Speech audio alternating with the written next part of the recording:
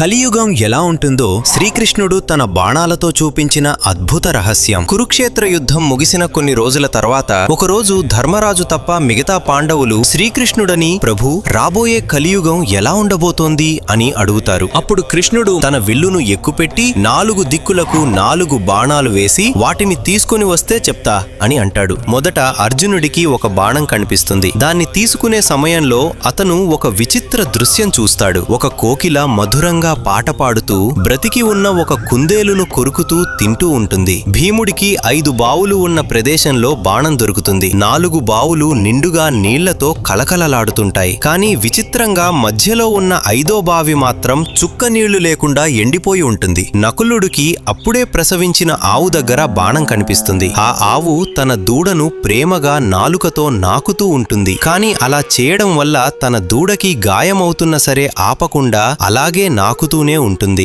సహదేవుడికి బాణం ఒక పర్వతం దగ్గర కనిపిస్తుంది. అక్కడ ఒక భారీ బండరాయి కొండ మీద నుంచి దొర్లుకుంటూ వచ్చి దారిలో ఉన్న పెద్ద పెద్ద చెట్లను విరుచుకుంటూ ముందుకు సాగుతుంది. కానీ ఆశ్చర్యంగా ఒక చిన్న మొక్క ముందు వచ్చి ఆగిపోతుంది. నలుగురూ తిరిగి వచ్చి తాము చూసిన ఆ విచిత్ర దృశ్యాలను కృష్ణుడికి చెప్తారు. అప్పుడు కృష్ణుడు ఇలా వివరిస్తాడు. కలియుగంలో మధురమైన మాటలు, మధురమైన గానంతో మతాన్ని బోధించే కొందరు భక్తుల కష్టార్జితాన్ని పొడుచుకు తింటారు. సరిగ్గా కోకిల కుందేలను తిన్నట్లు. కొంతమంది అధిక సంపద ఉన్నప్పటికీ పేదవాళ్లకి సహాయం చేయరు. ఆ నీలబావిలాగా అతి ప్రేమ పేరుతో పిల్లలను గారాబంగా పెంచి వారి జీవితాలని తల్లిదండ్రులే నాశనం చేస్తారు. ఆవు దూడకు గాయం చేసినట్లే ఒక మనిషి చేయగలిగే నీచమైన పనులన్నీ అడ్డు అదుపు లేకుండా చేసుకుంటూ వెళ్తారు. కానీ చివరికి దాన్ని ఆపేది ఆ దేవుడే, ఆ చిన్ని మొక్కలాగా అని వివరిస్తాడు. మీకు శ్రీకృష్ణుడంటే ఇష్టం ఉంటే జై శ్రీకృష్ణ అని కామెంట్ చేయండి.